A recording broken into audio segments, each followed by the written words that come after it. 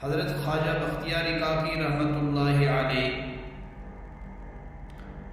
ان کی تربیت والدہ نے شروع سے کی، ایک بہترین تربیت کے ساتھ یہ بڑے بزرگ بنے۔ اللہ پاک نے ان کو مرتبہ عطا کیا۔ جب موت کا وقت قریب آیا، انہوں نے کچھ وصیتیں لکھی۔ نمبر 1 پہلی وصیت یہ لکھی کہ میری نماز جنازہ وہ آدمی پڑھائے جس کی زندگی میں کبھی نماز تو کیا تکبیر اولیٰ بھی فوت نہیں ہوئی ہو۔ یعنی تکبیر اولیٰ جس وقت امام صاحب اللہ اکبر کرتا ہے، اس وقت جو لوگ حاضر ہوتے ہیں اور وہ بھی امام صاحب کے ساتھ اللہ اکبر کرتے ہیں، اس کو تکبیر اولیٰ کہتے ہیں۔ امام صاحب جس وقت پہلی تکبیر نماز باندھتے وقت جو تکبیر، یعنی زندگی میں جس کو نماز قضا تو کیا اس کی تو بات ہی نہیں ہے، اس کا تو تصور ہی نہیں ہے۔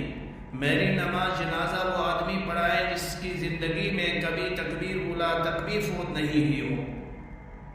کتنی بہت سخت شرط ہے۔ حالانکہ ایسے مومن لوگ تھے، ایسے اللہ کے ولی تھے جن کی زندگیوں میں تکبیر اولیٰ کبھی فوت نہیں ہوئی۔ ہماری تو ہر روز فوت ہوتی ہے تکبیر اولیٰ، تو کیا ہم نماز کا احساس بھی نہیں ہے۔ 5 نمازیں پڑھنی ہیں، 5 میں سے 2 پڑھتے ہیں تو 3 نہیں پڑھتے ہیں، 1 پڑھتے ہیں تو 4 چھوڑ دیتے ہیں۔ وہ بھی زندگی میں ایسے لوگ تھے کہ جن کی زندگی میں کبھی تکبیر اولیٰ بھی فوت نہیں ہوئی ہو۔ اب دیکھیں شرط جو لکھتے ہیں تو یہ بھی سوچ سمجھ کر شرط، یہ تو بھی جانتے ہوں گے نا کوئی ایسا ہے۔ اب دوسری شرط کیا انہوں نے بتا دی، کیا لکھ پائی؟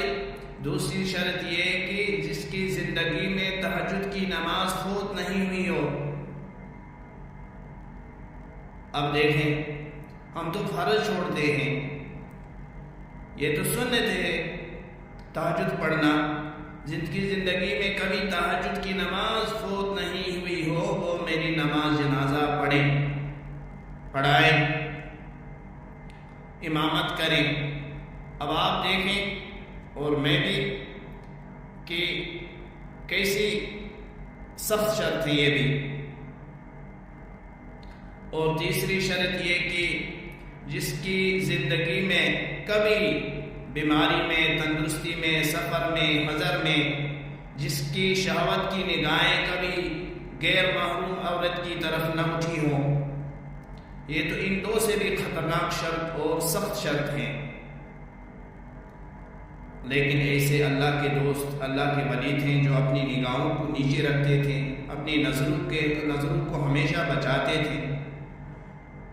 اور یہ رسول اللہ صلی اللہ علیہ وسلم کا فرمان بھی ہے، آپ جب راستے سے چلیں گے اپنی نظروں کو جھکا کر چلیں، اپنی نظروں کی حفاظت کریں۔ اور ایک شرط بعض کتابوں میں یہ بھی لکھا ہے علماء نے کہ چوتھی شرط یہ تھی کہ میری نماز جنازہ وہ آدمی پڑھائیں جس کی زندگی میں کبھی سنت غیر موقیدہ کبھی نہ چھوڑی ہو۔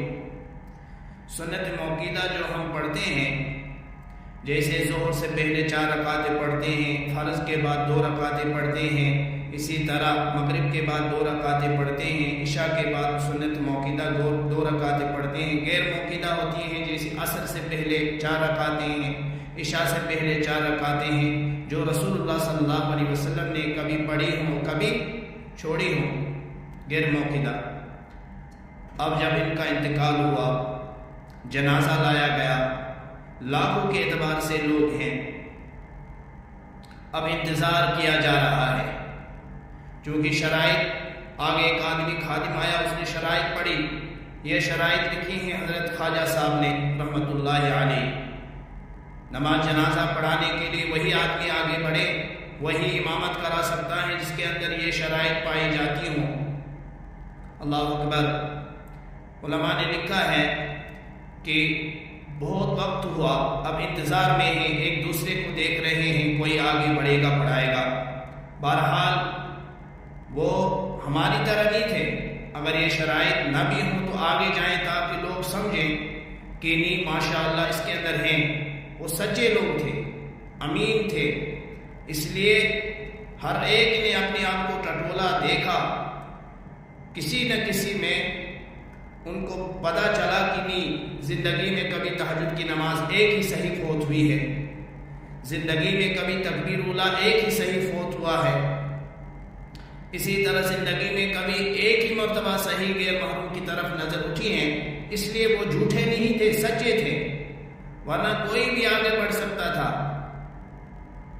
چونکہ یہ معاملہ یہ ایسا تھا۔ اب کافی وقت گزرا، یہاں تک کہ بعض علماء نے لکھا ہے کہ عصر کا وقت قریب تھا، دھیرے سے جب دیکھنے کے بعد کافی انتظار کے بعد ایک شخص آگے بڑھ رہے ہیں۔ آگے بڑھنے کے بعد خواجہ بختیار کاکی رحمۃ اللہ علیہ کے چہرے سے کفن ہٹا کر کان کے پاس جا کر کہتے ہیں، آپ تو دنیا سے چلے گئے، آپ نے تو موت کا پیالہ پیا، اللہ نے آپ کو ایمان نصیب کیا، لیکن جاتے جاتے مجھے رسوا کر گیا۔ یہ میرا رب اور میرے اندر یہ کیا تھا، یہ راز تھا، اس راز کو آپ جانتے تھے، ہم تین کے بغیر کوئی نہیں جانتا تھا۔ آج آپ کو مجھے رسوا کر کے، مجھے لوگوں میں ذلیل کر کے، میرے اس راز کو فاش کر کے آپ کو کیا ملا؟ اب ایک آدمی بھی کھڑا ہو گیا، سامنے آنے کے بعد کہا، لوگوں سنو، میں اسی رب کو گواہ بنا کر کہتا ہوں، یہ شرائط میرے اندر پائے جاتے ہیں، اور نماز جنازہ پڑھا، اچھی طرح نماز جنازہ ہوا۔ اب لوگ دیکھتے ہیں یہ کون ہے، یہ وقت کے بادشاہ شمس الدین التمش رحمۃ اللہ علیہ تھے۔ آج دیکھیں گے ہم کام کچھ نہ ہونے کے باوجود بھی نمازیں چھوڑتے ہیں،